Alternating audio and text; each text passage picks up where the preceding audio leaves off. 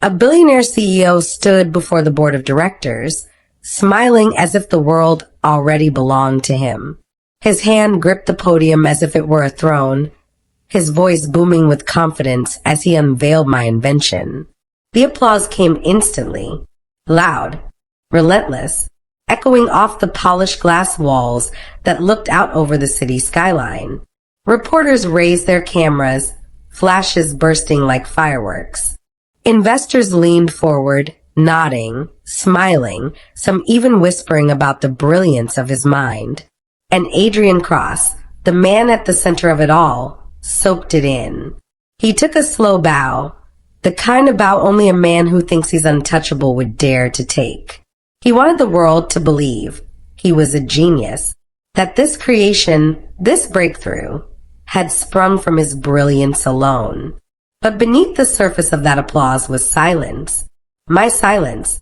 I sat there, just out of his line of sight, steady, unmoved, because I knew something the rest of the room didn't.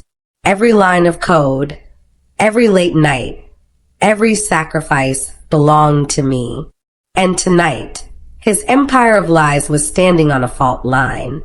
What Adrian didn't know was that I had been waiting for this exact moment. The cameras, the audience, the board of directors, all of them gathered like witnesses at a trial he never saw coming. And when the truth hit, it wouldn't just bruise him. It would bury him. But here's the thing, that's not even the worst part. And before I take you deeper into this story, do me one favor. Hit that like button and subscribe right now. Because the truth you're about to hear will make you question just how much power billionaires really have and how quickly it can all collapse. My name is Sophia Lane. I'm 29 years old and I'm a software architect. That sounds simple enough, but for me, it meant years of staring into glowing screens until the world outside blurred into code. It meant lost weekends, sleepless nights, and a heart that beat to the rhythm of algorithms. For 2 years, I gave everything I had, my mind, my health, my time, to one dream, a groundbreaking energy system. Not just a gadget or an app, but something powerful, something that could change the way the world consumes electricity. A system designed to cut waste, to make clean energy affordable, to give hope to people who thought energy innovation was a luxury only the rich could afford. 2 years. That's 730 days. Over 17,000 hours. Thousands of cups of coffee and just as many doubts. But every line of code, every failed prototype, every spark of breakthrough, they were mine. My fingerprints were on all of it. And then there was him, Adrian Cross, a billionaire, ruthless, brilliant in charm, maybe, but hollow in truth. The kind of man who never built anything with his own hands, but built empires out of other people's sweat. He believed money was the ultimate solvent, that it could wash away questions, dissolve the truth, bury anything inconvenient. Adrian didn't see me as an innovator. To him, I was a tool, a stepping stone, a name he could erase so his could glow brighter. And that's why we were here. Today, high above the city in a glass-walled boardroom that stretched into the clouds, Adrian Cross stood like a king. The skyline bowed beneath him, and he thought he was untouchable. Every reflection in that glass shimmered like his empire, vast, intimidating, impossible to topple. But what he didn't know was that I wasn't here to admire the view. I wasn't here to watch him rewrite my story. I was here to fight back. Adrian didn't steal my work like a thief in the night. He stole it like a director staging a play, lights, soundtrack, applause, turning Invention into theater so everyone would forget who actually wrote the script. The room smelled like polished wood and expensive coffee. Spotlights haloed the podium. He clicked the remote with the ease of a man who had rehearsed this moment 1,000 times. Slide after slide blossomed onto the big screen. Glossy diagrams, flowcharts, graphs that showed dramatic efficiency gains. The headline read, Next Gen Energy Platform, powered by Cross Industries. And there it was, my code, laid out in clean monospace font, lines I had debugged at 2 a.m. after 3 failed deployments. The algorithm flow I had sketched on the back of a conference receipt. The schematic of the adaptive sensor array I had soldered together in the lab at midnight while the fluorescent lights hummed. Every technical note, every optimization, every annotated comment presented as if it had been born from the boardroom, not from my laptop. He spoke with practiced simplicity, the kind of tone that turned complexity into applause lines. Ladies and gentlemen, he said, voice warm and steady. This is the future. Our engineers have delivered a system that will change the way the world uses electricity. Created under my leadership. People clapped. The sound was tidy, polite, the way an audience claps at a TED Talk, at a product launch, at a story they've already decided to love. I sat in the back row with my hands folded in my lap. My breath was shallow but calm. My name was not on the slides. My signature wasn't on the slide notes. They'd scrubbed it out like a soft eraser across a pencil sketch, and the board saw only the final glossy print. Then an investor raised a hand. One of those pivot chairs shifted forward, leather creaking. He asked a question I could have answered by heart. Can you explain how you handled the adaptive load balancing? The third-party simulations you ran? Adrian smiled that easy smile and tilted his head. We have a brilliant team that tackles the specifics. My role is to provide vision, to steer the ship. He said we, as if it were a company of legions. He said my team, like those hands and minds, existed beyond a single name. My team. The word landed like a blade. My team. There was no team. There was I and a handful of exhausted collaborators who didn't get to stand under his lights.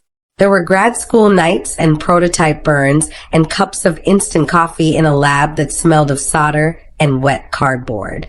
I was supposed to be the engineer in those late hours, the person who had signed commits, who had written the comments, who had insisted on a fail-safe for the battery coupling. I had pushed. I had argued. I had cried over a failed sensor readout. And now the man taking credit for the work used plural pronouns to erase singular efforts. The cameras loved him. Reporters leaned forward with pens poised like blades. Microphones collected his voice and magnified it. He told the story they wanted. The lone visionary who swept through industries to fix the world. He gave soundbites that would thread into headlines, cross industries, a new era of energy. He laughed, practiced and precise when they laughed with him. He posed with the prototype, one hand on the casing for the photo op, his thumb at the seam like he'd designed the circuitry with it. And then they turned to me to ask a question like, tell us about your role.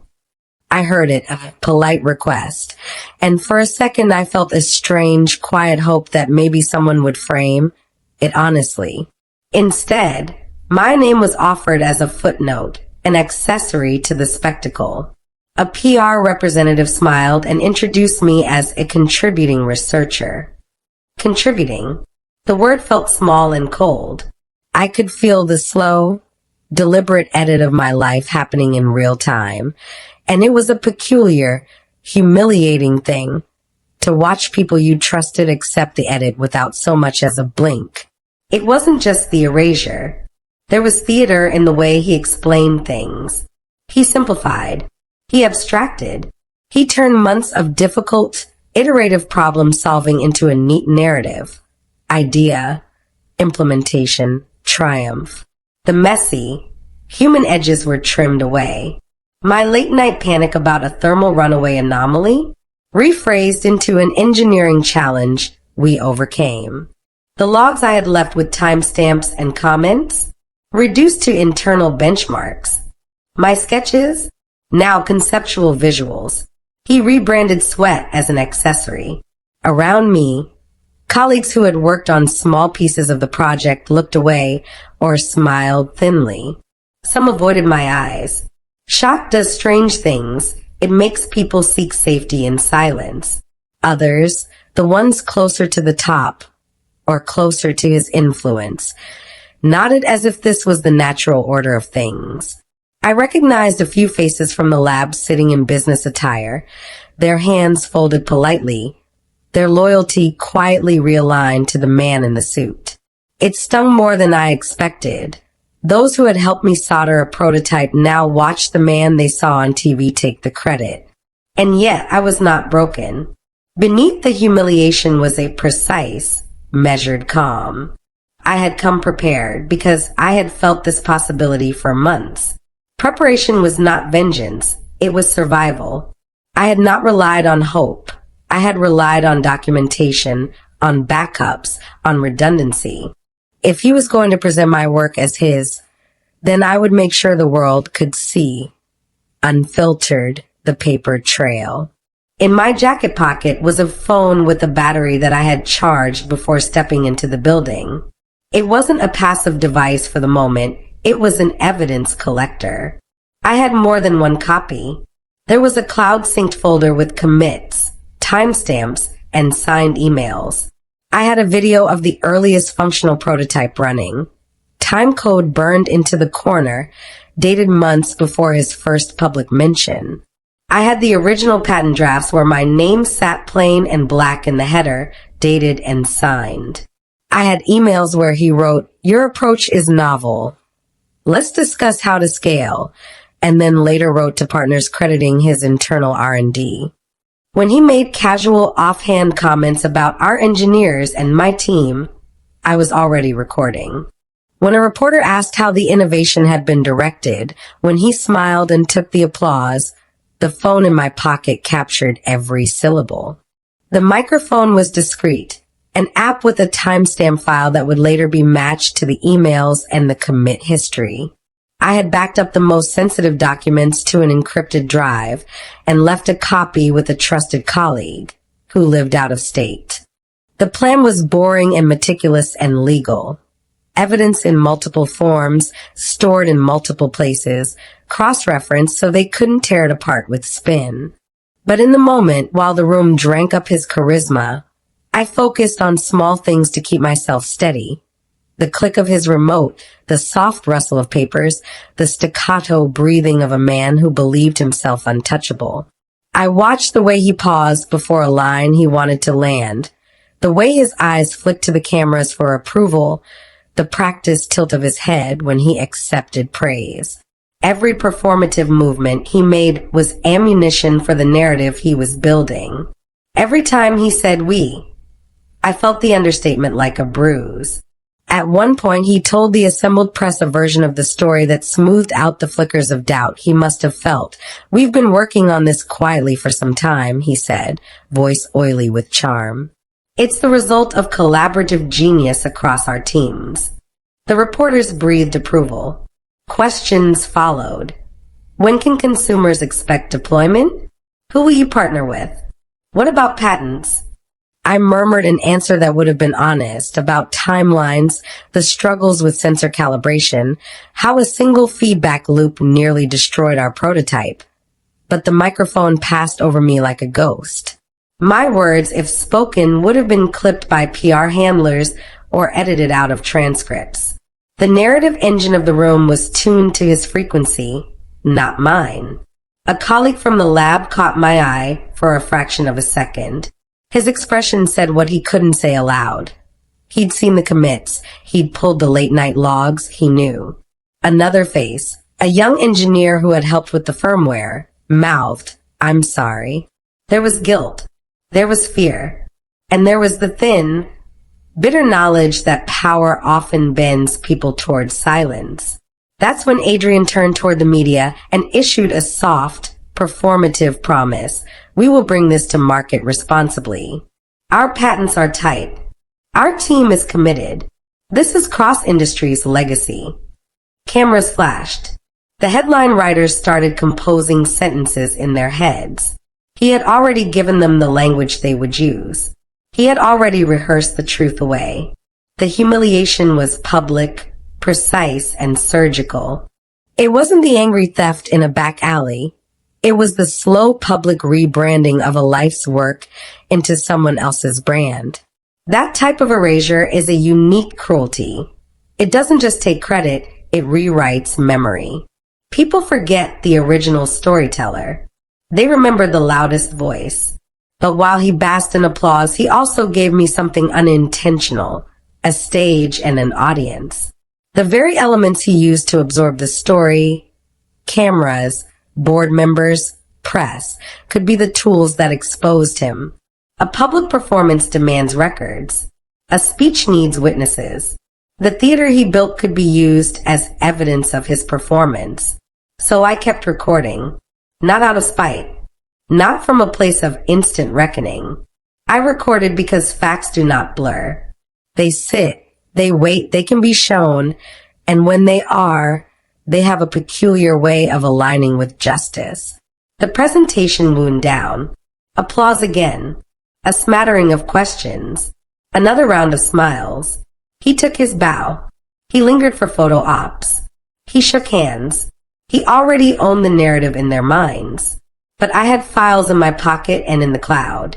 I had hairline details in commit messages that would trace back to the moment a line of code was first written.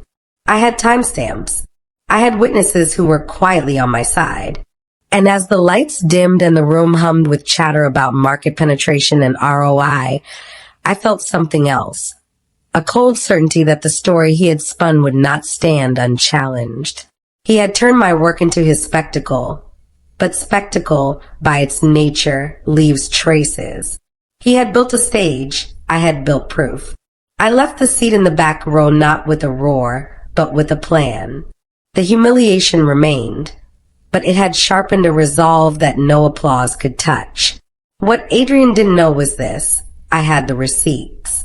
That sentence sounds small when you say it out loud, but it was not small inside the hollow of my chest.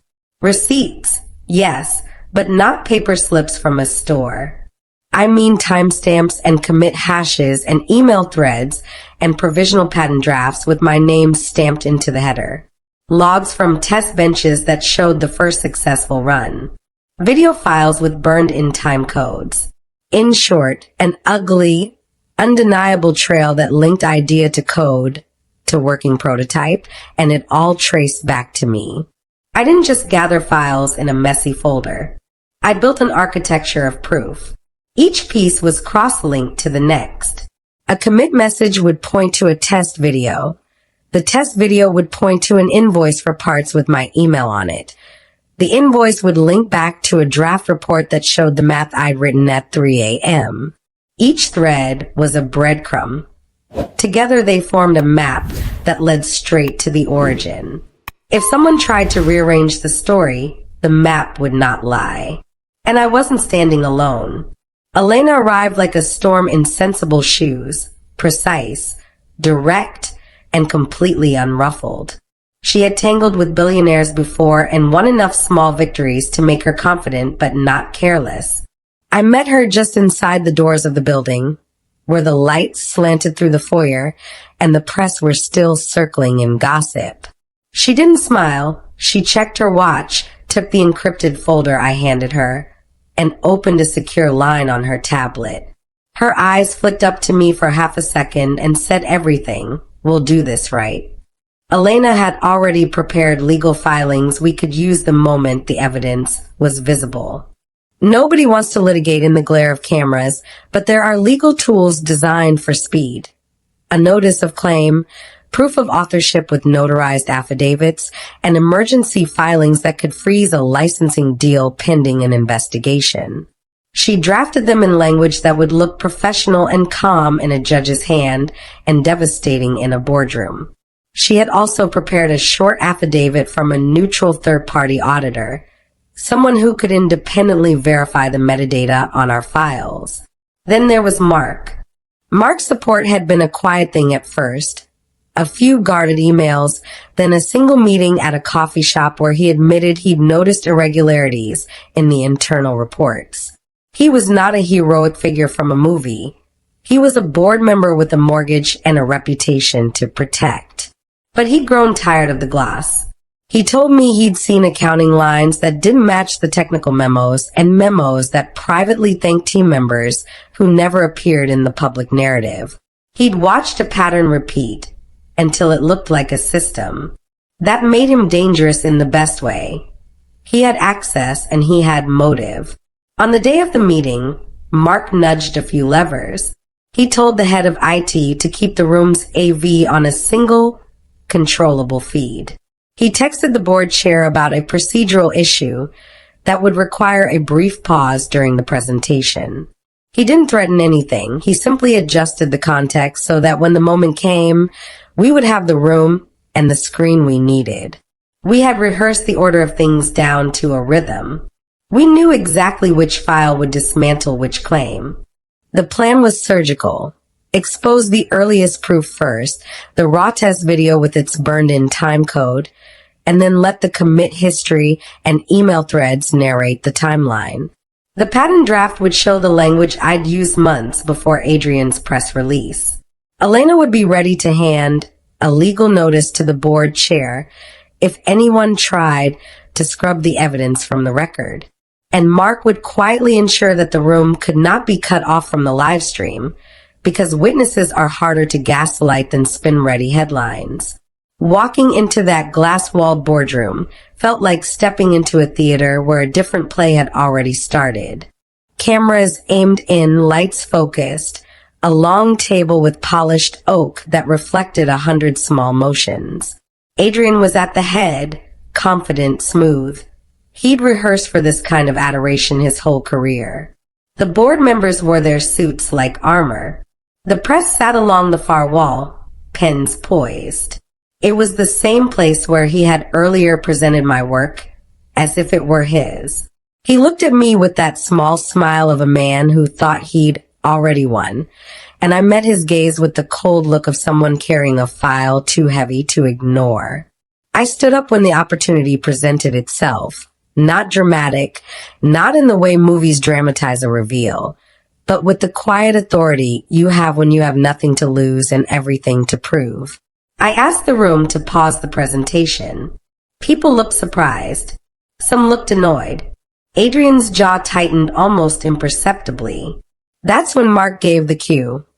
A little nod under the table, and the AV tech, who had been instructed to keep the feed open to another source, flicked a secondary input. The screens that had been showing Adrian's glossy slides went black for a heartbeat. The hum of the room deepened. In that sound, I could feel the collective curiosity shifting like weather. Then the screen came alive with the first thing in the file list, a shaky little video from our lab bench showing the prototype running for the first time, the build date stamped in the top corner. The audio was raw, a voice, half excited, half scared, me narrating what we were seeing. My own hands were awkward in the frame, holding a probe steady, breath quick. The timestamp was months earlier than Adrian's first PR mention. There was no need for flourish. The video did the work of memory. Faces moved. A senior executive on the board bent forward, voice small. "Is that from your lab?" A reporter murmured, "This predates Cross Industries' release." That was the first collapse. The second came when Elena tapped the screen and displayed a commit history. Not a polished slide, but a terminal log with lines of text and an author tag. There it was, my username, the exact line of code that optimized the load balancing algorithm, and a timestamp. The commits echoed against the polished wood, sounding for once like testimony. The room's air shifted from scripted applause to a new, brittle hum of uncertainty. Elena walked methodically through the chain. The video, the commits, the initial patent draft with my name prominent in the header, and a signed provisional application notarized months before Adrian's PR. She laid out email exchanges where Adrian had asked technical questions and praised specific optimizations. Messages that read like a person probing and learning from someone else's expertise. When she finished, she slid a short, crisp legal notice across the table to the board chair. We were formally asserting authorship and demanding an immediate investigation before any licensing deal could proceed. The boardroom, which had been a stage for Adrian's performance an hour before, became a courtroom of evidence. For the first time, the assembled press and investors saw the scaffolding beneath the story he'd told. Their faces were not the same as before. Some board members whispered into their earpieces. Journalists furiously typed, their earlier notes now colliding with these new files. Adrian's reaction was a study in muscle control. He scoffed at first, attempting the smooth denial this is old code. We collaborated on iterations. He smiled a practiced smile and reached for the narrative of teamwork. But Elena had anticipated the playbook. She calmly pointed to specific lines in the commit history that matched file names and exact phrases in his earlier emails. She produced metadata showing that the files had been authored from a lab IP address associated with my team. She then produced notarized affidavits from 2 independent witnesses who had seen the prototype run and could attest to dates. The room's temperature changed. A board member muttered about fiduciary risk. An investor's pen slowed and hovered over a contract. The cameras, which had fed his flattering angles before, now found angles that revealed his micro-expressions. The pale flicker around his mouth, the slight tremor in a jaw that had previously looked steady. He tried to reclaim the moment with polished rhetoric about corporate integration and team contributions, but each phrase met Elena's evidence like light meeting a pane of glass. It reflected, but could not bend the facts. In that instant, everything shifted. I was no longer the invisible engineer in the back row, the soft footnote in a press release. I was standing in the center of a room full of witnesses, documents, and legal teeth. The space that had once muffled my voice now amplified it through evidence. I could feel the tilt under my feet. Where before the scales had favored spectacle, they now began to tip toward traceable truth. Adrian had shown the world a performance. I had shown the world a ledger. And in that ledger, the signatures read my name. I wasn't his silenced employee anymore. I was the whistleblower who would end his reign. The room had that particular hush that comes right before a decision becomes a fait accompli. Papers were shuffled. A legal pad sat open with a pen balanced on its spine like a metronome. Adrian's hand hovered over the contract. A thick stack of glossy pages that promised licensing fees, rollout schedules, and clauses that would have spelled the kind of money that rewrites careers overnight. Cameras angled. Fingers hovered above record buttons. The air smelled faintly of expensive cologne and too hot coffee. Adrian raised his pen. It was a gesture that had been practiced, a little flourish, a small smile, the kind of motion that says both finish line and victory lap. The room leaned forward as one body, as if gravity itself were curving toward that pen. Investors who had come with spreadsheets and forecasts tightened their grips on chairs. Board members folded into an anticipatory silence. The city outside the glass seemed momentarily irrelevant. Everything lived inside that polished oak table. That's when I stood. It wasn't dramatic the way the movies stage it. No sudden leap, no fireworks of sound. I rose because the room needed proof more than spectacle. I rose because the pen in his hand would otherwise sign away not just a deal, but the credit and future of everyone who had bled into that prototype. My voice was steady because I had prepared for steadiness the way a technician prepares a fragile instrument. Before you sign, I said, slow and precise, there's something the board deserves to see. For a heartbeat, the table's rhythm stopped. Heads turned in a synchronous arc. Adrian's eyes narrowed, not with anger, but with calculation. The calculation of a man who had never been interrupted in the middle of his narrative. He watched me like someone watching a line of code execute, waiting for an exception, waiting for the crash. The screens flickered. It was a small, technical shift that felt enormous. The AV feed, the one married to his polished slides, cut to a secondary input. The glossy cross-branded deck vanished, and in its place, my files filled the screen like a dossier demanding attention. The first image was a raw scan of the earliest patent draft, my header, my name in black at the top, dated months before his press release. The second slide was a video clip, grainy, handheld, of the first time our prototype had stabilized current across the test rig, the time code burning in the corner like a witness. You could hear pens stop, breath held, the microphones in front of the press tilted as if to catch every word. A murmur rose and then cut off as Elena, at my elbow, began to speak. She didn't shout. She didn't posture. She walked through the materials with surgical calm. Here, she said, pointing to a timestamp and then to a commit hash on the screen. This commit was authored by Sophia Lane. The metadata shows the originating IP from the lab address. This video file was created on the date listed. The provisional patent application bears a notarized timestamp from that month. We have corroborating emails where Mr. Cross requests technical clarifications from Ms. Lane. We assert prior authorship and demand an immediate injunction on any licensing action pending investigation. The language was precise and deadeningly effective. The sound in the room shifted from theater applause to courtroom hum. Where before people had nodded at the spectacle he'd built, now they had evidence they could read and cross-check. Screens that had once magnified Adrian's smile now reflected his micro-expressions, almost imperceptible cracks that the cameras, hungry for drama, were happy to capture. Adrian's face changed in the way a weathered object changes in sunlight. First a small blush, then a visible tightening around the mouth. He lunged. It wasn't a lung like in action movies. Nobody dove across tables with fists flying. It was a quick, blatant move. A man reaching, voice raised, the kind of instinctive grab a predator makes when territory is threatened. "You don't know what you're doing," he shouted. His voice ran across the table like spilled ink, dark and angry and raw. Journalists swiveled with microphones. A board member barked for order.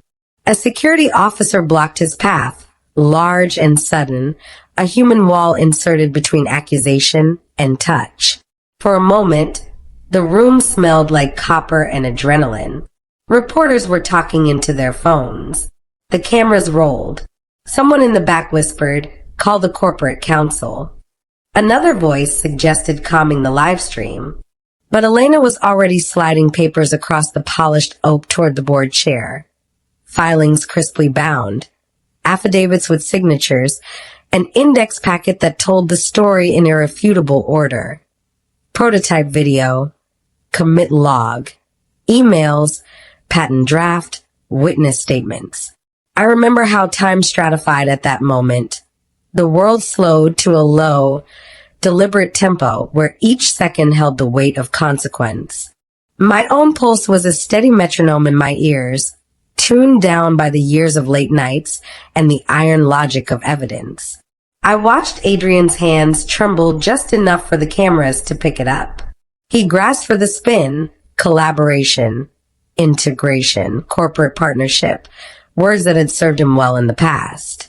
He tried to recast the facts into a language of collective effort. Elena anticipated each dodge. She stepped through the way this would be spun and neutralized. "If you claim collaboration," she said quietly, "produce the initial co-authored drafts.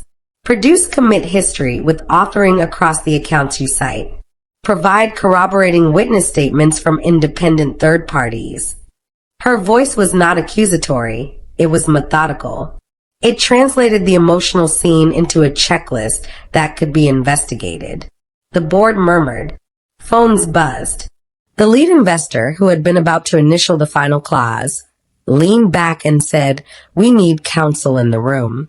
The previous momentum that had been pushing the deal forward abated like a tide pulling back. Where there had been forward motion, there was now friction. Contracts were not signed in the fever of applause. They were signed in climates of confidence. Confidence in that moment had been punctured. Adrian tried theater again, charm as armor, but the performance had been interrupted by documents and timestamps and a legal hand practiced at cutting through spin. He attempted to frame my presentation as opportunistic, a disgruntled engineer making a spectacle. He spoke in that rehearsed cadence of CEOs who pivot pressure into narrative. His words were precise because they had to be. He knew the optics had shifted. And then something smaller and quieter happened that felt enormous to me. The room's witnesses, investors, reporters, board members began to look at the documents rather than the man. They read. They scrolled through the file metadata shown on the screen. A journalist opened a laptop and cross-referenced the date stamps against filings in a public registry. A board member whispered into an earpiece. The color drained from his face. In the hush, I spoke again. Not to inflame, not to gloat, but to state the simple, flat facts. This was never your work. It was mine. These files show dates, authorship, and process. If you value your fiduciary duty, you will pause. If you value integrity, you will investigate. If you value the people who built this, you will not let a press release substitute for the truth. My voice did not tremble. It was not triumphant yet. Triumph would come only if the next hours and days honored the evidence. But it had purpose. It had weight. And as the room digested the packet Elena had placed on the table, it became clear that a pen lifted with bravado could not erase notarized timestamps or a public video that had documented the prototype long before a glossy PR machine had taken over. Security kept Adrian at bay while Elena negotiated with counsel. Cameras kept recording. The pen lay forgotten on the contract, a tiny monument to an interrupted plan. In that thin, decisive interval between accusation and adjudication, the truth, methodical, documented, stubborn, had seized the stage. The climax wasn't a shout or a fight. It was a legal and moral pivot. Spectacle confronted with ledger, and the ledger began to win. For a moment after the climax, the room was a living rumor. Conversations fractured into 1,000 little threads, whispered interpretations, phone calls, people moving with the nervous efficiency of animals sensing danger. I could hear my own breath, a metronome in the clamor. But even in that noise, things began to happen like dominoes. Small, inevitable shifts that together made collapse. Reporters were the first to pivot. Where an hour earlier they hunted for a photo that would sell the hero narrative, now they scrambled to capture the new scene. A stack of legal filings, a blanked-out contract, a billionaire's face gone pale. Microphones were thrust in my direction, cameras angled for reaction shots. Fingers flew across keyboards to draft headlines that would outrun the PR machine. The sound of an editor barking an instruction into a phone mixed with the clack of keys. The narrative had changed its rails, and the tracks were rattling. Investors who had been leaning forward with that proprietary hunger, spreadsheets and multipliers in their eyes, suddenly leaned back. Conversations over portfolios paused mid-sentence as people on the other end of conference calls asked questions that could not be answered with spin. Legal counsel that had nodded through glossy slides an hour before now whispered into earpieces and reached for binders. In rooms across the city, partners recalculated risk on the fly. Inside the boardroom, the air grew thin. Mark's eyes moved like a man cataloging the cost of keeping a lie alive. I watched board members who had applauded a minute earlier put their hands to their faces, flip through pages, and make calls. A senior director muttered, "We have a fiduciary duty here. We have to act." It was the cleanest phrase of all. Corporate obligation, the legal language that translates scandal into decisions. Adrian tried containment at first. He issued statements, calm, measured, the sort of boilerplate meant to steady markets. "We are cooperating with the board's inquiry," he said in a clip that later played on every feed. He leaned on PR and charisma, those old tools that had served him so well. But charisma is brittle when matched against notarized timestamps and a legal packet index to leave no room for plausible deniability. Within 24 hours, the machinery of corporate governance had done its work. The board convened emergency sessions, council delivered blunt assessments about reputational risk and contractual exposure, and the calculus changed. It wasn't only about truth, it was about liability, investor confidence, and the real money that hides behind public bravado. The glossy licensing deal, once a fait accompli, began to look like a liability that could hemorrhage value if it remained on the table. There was a motion, and then a resignation letter. The language in it was careful, contrite, and legally precise. A practiced exit that read like the end of a chapter written to limit damage. For the good of the company, it said, and in corporate translation that often means, preserve the business, cut the head that might sink it. Adrian Cross, who had once filled rooms with swagger and certainty, was no longer the man addressing cameras with unassailable ease. He had been cornered by paperwork, witnesses, and the inconvenient geometry of time, the timestamps that proved who had done what and when. His resignation was not the dramatic fall you'd see in a movie montage. There was no dramatic shouting match on the news feeds. Instead, there were quiet administrative acts. A letter placed in a record, a stock symbol flicker as traders adjusted positions, council letters marked received, and PR teams writing the language that would attempt to soothe markets and communities. $1 billion deal collapsed not with a single dramatic blow, but with a series of tiny, irretrievable losses of confidence. I remember walking out of that tower after the meeting in a kind of slow-motion clarity. The security guard who had earlier looked at me with a polite neutrality now nodded with a strange warmth. The lobby's reflections gleamed where before they had only intimidated. The people who once formed a corridor of celebrity and power now parted for someone else. I wasn't the person who had arrived in that building earlier. Smaller, anxious, swallowed by the glass. I had changed. The humiliation had been folded into something sharper. Proof transformed into agency. Reporters crowded around the exit doors like tides pressing against a shoreline. Microphones thrust toward me, recorders clicked. I could have said more. The temptation to let righteous rage pour out is real and loud. But Elena, always the voice of careful tactics, had told me to speak measuredly. Be the ledger, she'd said. Let the facts do the work. So I kept my answers precise and spare because the narrative would spread whether I screamed or not. The only question was whether the words would help or harm the case. They asked me how I felt. I looked at my hands, still dusted with late-night solder and design notes metaphorically stamped into my skin. I had been erased and then returned to the page of my story. I felt exhaustion more than triumph, the kind that follows a long night of work, and an adrenaline surge that is already cooling. But under the exhaustion, there was relief and something like justice, not because the world had been perfectly fair, but because the facts had found a stage. Success built on lies will always collapse, I told one camera, my voice steady. The truth just needed the right stage. The line landed. It was short and sharp, and it would travel.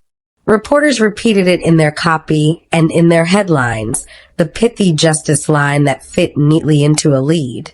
But what stayed with me beyond the soundbite were the small reactions I saw. A young engineer blinking back tears as she spoke to a local paper. Elena texting that the injunction had been filed. Mark offering me a quiet, weary smile that held something like respect. For the team, and for the communities our technology had aimed to help, this was more than a headline. It was the beginning of a repair. In the days that followed, the story unfurled across outlets big and small.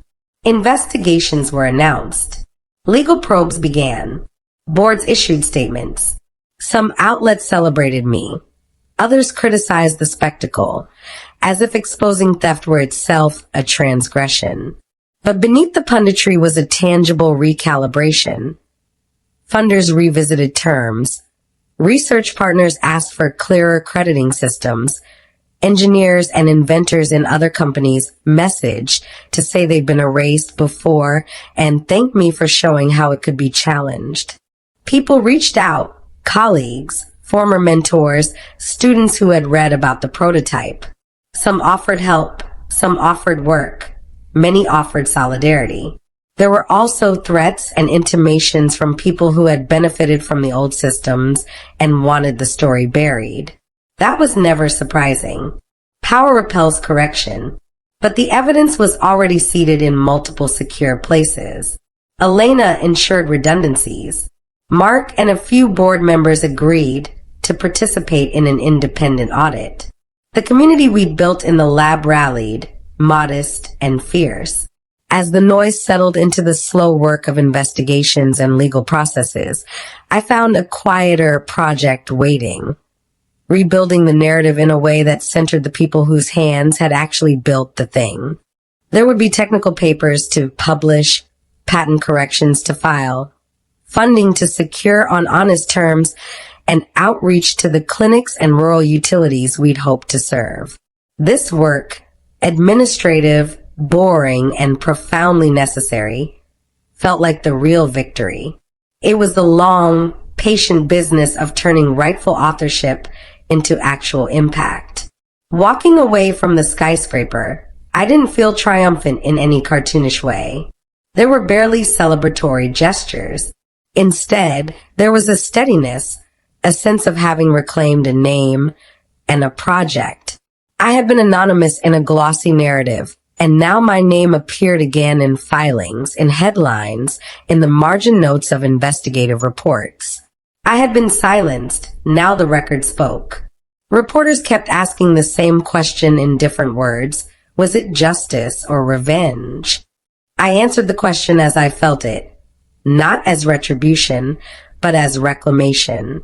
The goal was never to take a life or to humiliate for sport. The goal was to restore truth and to protect the people who would eventually rely on the technology we'd built. In the end, that is what made the exposure moral and necessary.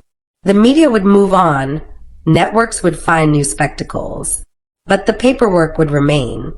The notarized timestamps, the commit logs, the affidavits, those quiet, unglamorous artifacts of labor would continue to do their slow work. They would be there in filing cabinets and on servers where the truth can sit and wait for the moment it's called upon. And when I spoke to a small crowd on a rainy afternoon outside the courthouse steps, journalists, neighbors, the odd curious investor, I said something simple and true. You can't sign away other people's lives with a pen. You can try to sell a story, but the ledger remembers. The world rewards those who show up and build. We just need to make sure their builds are visible. The truth had a stage. It had witnesses. It had paper, pixels, and people who refused to be edited out. And for the first time in a long while, I felt not erased, not silent, but seen. Adrian thought he could steal my work and bury my name. He thought the gloss of a press release, the shine of a staged presentation, and the steady cadence of corporate rhetoric could paper over months of late nights, of solder burns, of commit messages with my handle on them. He mistook narrative for authorship. He believed that if you repeat a story loud enough, it becomes true. Instead, he buried himself. He buried himself under documents that couldn't be rewritten by a PR team. He buried himself beneath timestamps and notarizations and the dry, implacable legal language that treats facts like immutable things. The more he tried to spin, the more obvious the gaps became. The more he fought, the more the ledger of our work revealed the contours of reality. But this isn't just a story about one man's fall. It's a story about what happens when systems reward spectacle over substance, when the loudest voice drowns the hands that actually make things happen. And it's a story about how the tiny mundane acts, saving an email, signing a draft, noting the time on a commit, can add up to a fortress of truth.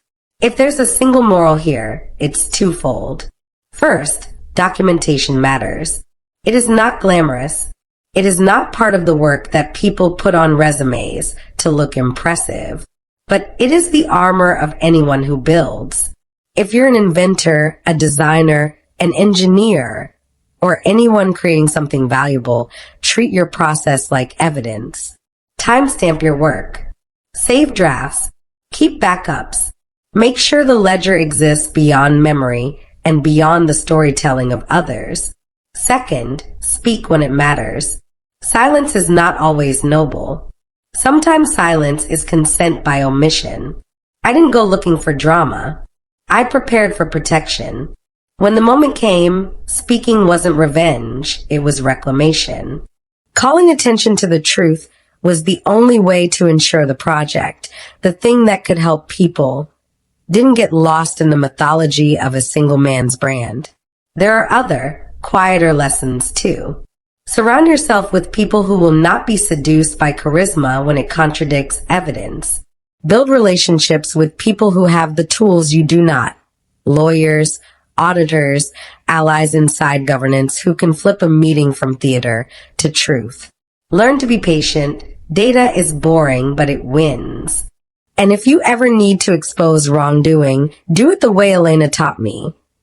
Precisely, legally, and with the dignity of facts. Emotionally, the cleanup is slow. There are quiet nights when the humiliation returns in a flash. An old broadcast, a headline, a memory of a face that looked away. There are also days when a text comes through from someone you don't know, telling you they saw your story and that it made them feel less alone. Those messages matter. They stitch back the community that anonymity tried to tear apart. Practically, the response doesn't end with headlines. There are patents to correct, papers to publish, and partnerships to renegotiate on honest terms. There are grant applications to rewrite to reflect true authorship, and institutions that must be approached with humility and proof. There is the work of ensuring that the technology actually reaches the people it promises to help, the clinics in remote towns, the microgrids that could prevent a factory from shutting down. Reclaiming authorship is not just about ego. It's about responsibility for the outcomes of a creation. I am not naive about systems of power. They resist correction. They push back. They have lawyers and narratives and influence. But they also leave traces. And traces, once compiled, have a certain stubborn integrity. So, what do I want you to take away from this? If you build something, keep the receipts. Digital fingerprints matter. Paper and pixel both bear witness. Find allies early. A single person with a file is vulnerable. A small network with processes is harder to suppress. When you speak up, prepare to be measured, not performative. The louder the temptation to rage, the more valuable calm and precision become. Finally, remember why you built it in the first place. The work mattered beyond credit. Let that be the lodestar for how you act. Now, I want to hear from you. Do you think exposing Adrian was justice or revenge? Tell me why in the comments. Be specific. Share your perspective, your doubts, your experiences. If you've ever been erased or stolen from, say so, but do it with facts. If you're a creator, what systems do you use to protect your work? Your answers might help someone in the same position. If Sophia's story moved you, here are 3 small ways to help the message reach others. 1. Like the video. The algorithm is a modern-day amplifier. 2. Share it with someone who needs to hear that documentation and courage matter. 3.